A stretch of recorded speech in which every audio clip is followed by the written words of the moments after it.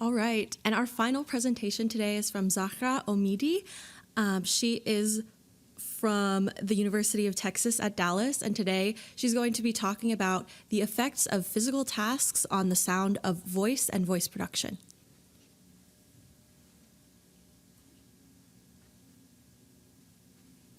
Hello and good morning. Thanks for having me, and I'm so happy to be here to present our recent work on physical task stress. And we've done this work under the guidance of Dr. Hansen. And so if I want to talk about this problem, I should say that the basic idea is so simple. When we exercise, and by physical task stress, we mean while we are not in calm seated situations and we're doing some kind of activity like exercises. So during exercises, usually our body needs more. Our body prioritize oxygen, and we need, and our speech also depends on breathing. So while we speak, we need the air from our lungs to come up, and they activate the vocal folds here, and then it comes out of our mouth. So this system is shared with our respiratory system. So that can affect. These two systems are sharing the same body, I would say. So there would be, I would say, some kind of competition between talking smoothly and breathing, as shown in the image. So these exercises and these physical effects can affect how we talk and the speech. And why it matters is because today's voice technology are mostly trained on neutral, calm speech. And when the tested audio would differ or deviate from this norm, usually the performance degrades. The corpus that we used for this study is UTS scope, which was collected in our lab. And in this corpus, we have compared the speech from 78 speakers that have read the same 35 sentences while at rest and also while exercising on an elliptical stair stepper that at around 10 miles per hour.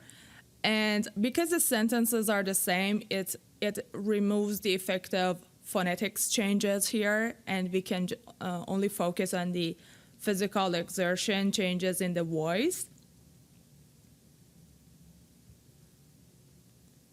So what we discovered, and also the literature has shown, is that physical task stress can affect our voice and our speech signal in several ways and in different levels of the knowledge contained in a speech. It can change the pitch and volume. So the voices can become slightly higher and louder as the throat muscle is tightened. Also, the vowel fingerprints can change. For some vowels, they move toward a closer and centralizing center, while for the other ones, it can be exaggerated. Also, the breath timing is more obvious, as I will show that in the next slide. There are more pauses and more breath stays as the person is trying to recover from the exercise. And also the spectral energy shifts, and the balance of low and high frequency shifts from the neutral.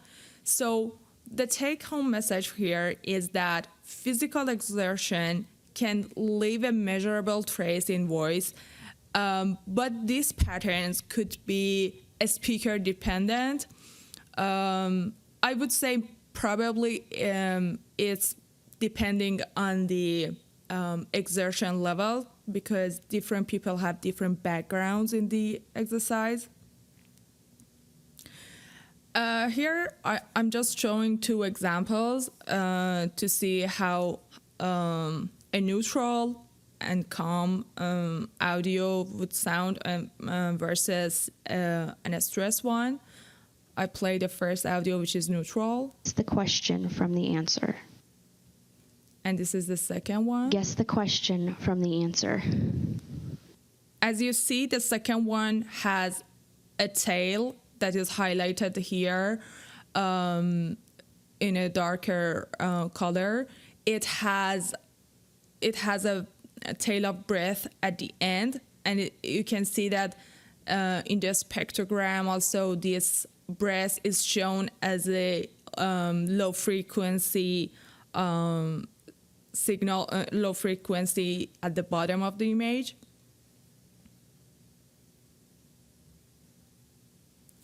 So the next step in my study was that I wanted to see that, as you know, AI models are evolving and developing in a huge and fast speed. So I wanted to see the larger and new AI models that have been pre-trained on thousands of hours of data. Can they detect stress, physical stress?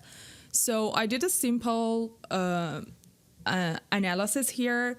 I used WaveLM pre-trained model here, and I took the embeddings of each layer separately, and I did a classification task, a simple classification task on each embedding of the layers, and to see if it can detect the stress. And this chart shows the result, and we can see it's doing a pretty good job in detecting and understanding the difference between physical stress versus neutral. And the best layers would be layer 5 and 6.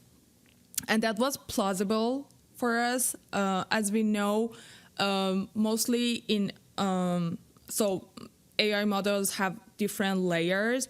And it is known that through the literature that as the layers evolved, the knowledge level that they carry and they had embedded is growing. Like at the beginning, it can start with small and simpler effects like pitch and temporal and spectral features. But at the end, it's more of detecting the semantic, the wording, the sentence, and whatsoever. So for a stress task, it's the best in the middle layers, as can be seen here.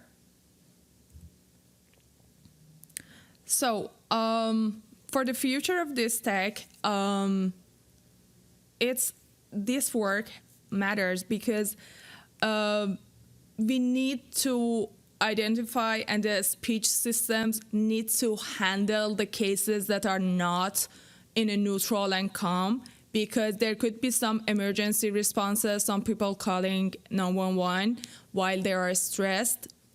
It could be either physical or cognitive stress or any kind of non-neutral. So the systems need to understand and handle these non-neutral cases perfectly. And yeah, that would be it for my presentation. And thank you very much for your attention.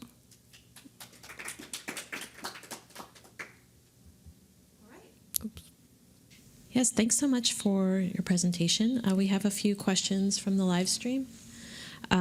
First question is from Anashay. how intensely does someone need to be exercising in order for physical task stress to affect how they speak? That's a really good question. As I said, in this study, all the people were exercising at the same rate, around 10 miles per hour in the stair stepper. So this effect was constant here, but as I was listening to the audios and I saw the results, it's a speaker dependent because, you know, people from different backgrounds of doing exercise and physical health, it shows differently. Like they have a better, vascular system or something. They could handle this maybe better, having less effect on that.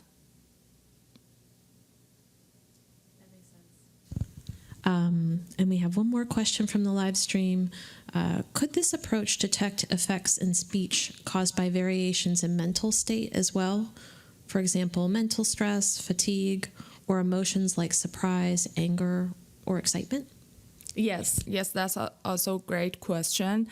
Actually, my main research is on analyzing and detecting, classifying all these kinds of non-neutral deviations.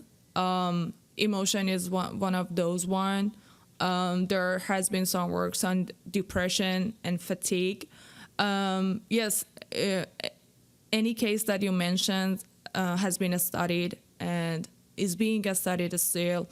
And they could also, all of them can be detected in some way. I'm going to say it's not perfect yet, but yeah, they are somehow detectable. All right, thank you so much. Thank you. Thank you for having me.